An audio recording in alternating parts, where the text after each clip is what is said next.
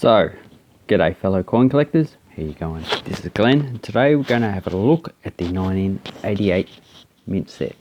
So as you can see, it is quite a lovely set. It has pictures of Botany Bay or Sydney, and if we have a look on the inside, it also has another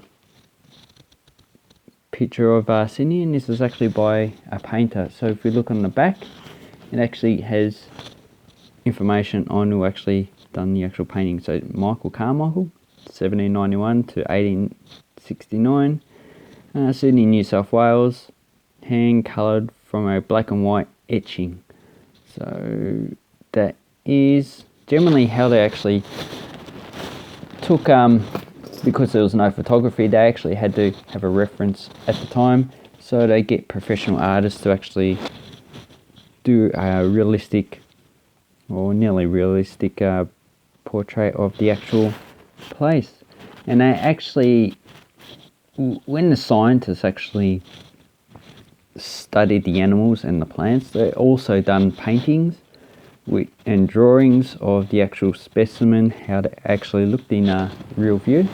And this is really one of the major ways that we know how places looked of old. So as you can see, the style of clothing's different. The buildings, a lot of them are probably still around. I'd say they were either made out of brick or bluestone.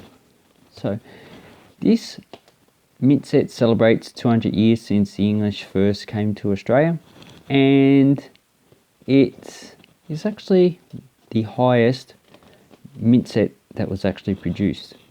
So here's some information about the Royal Australian Mint, and it was opened in 1965, and it produces most of Australia's coins. There's also the Perth Mint that does mint coins, and sometimes the Royal Australian Mint tenders out coin mintages, generally when they have a problem, when they're upgrading their facilities, or when they need excess coinage. But as coinage is actually going down, I don't think they actually will have a problem in the future. And here is the logo of the 200 years since British colonisation. Here's the coat of arms.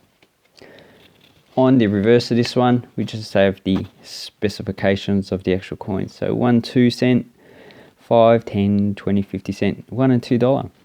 And I have to say, this is actually the first year that the 1 cent to $2 was actually issued in an uncirculated coin set. They actually stopped doing this in 91, so 91's not the last year. They actually issued 1 and 2 cent in 2006, and there was another year, but I can't think of it from memory. Probably 2016, might not be, but anyway. And as you can see, has the specifications. So let's have a look inside. And as you notice, we've got the coins here. We have some information. So if we open it up a bit more, it has the introduction of $2 bicentenary with £1 Jimmy, and it also has a Xanthoria, so that's that plant there. I actually quite love that plant. I see it quite a lot in King Lake, and it's called a grass tree as well, and also it's the Southern Cross. And on the $1 we have the kangaroo in Aboriginal art, and it just says traditional Aboriginal art from Arnhem Land group, so it might be Yolngu Martha group, but it could be actually different language that they actually spoke. People call it tribe or whatever, but I just base them on language groups. So Yolngu Martha is probably a dialect continuum that is spoken in Arnhem Land. And here we have a ship. It might be the Endeavour, I'm not too sure what ship that is. It has a compass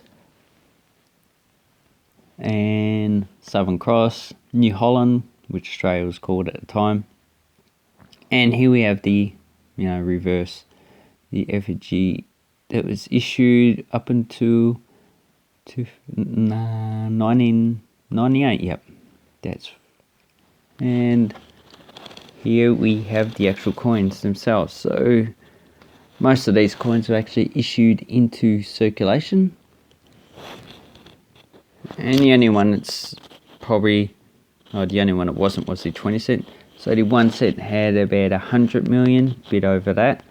The 2 cent had 28.9 million, so another low mintage. The 5 cent had 106 million.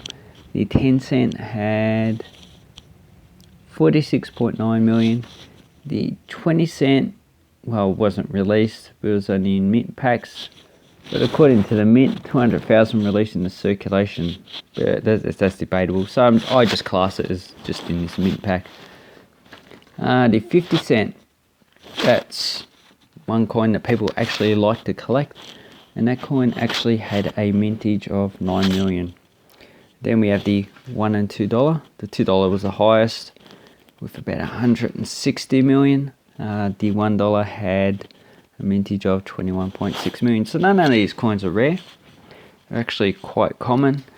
And this pack had a mintage of 240,000. So it's actually quite common. So the highest produced coin set that Australia's ever produced. And that actually will reduce the value. Its issue price was $12. So, that would have been a lot of money back then. And the book value is about $30. But you can probably pick these up for about 20, I would say. Being the highest produced, they're actually not really that rare. Like currently now, they produce between about 30 and 40,000 uncirculated sets per year. Probably because you're not really going to sell 240,000 sets. It's just too many. And it actually would reduce the value of them in the future. So from $12 to $20, it's only $8. I'd say with inflation, it really probably just barely kept up. If not, you lost money. And here is the other side of the actual set. It's actually quite nice.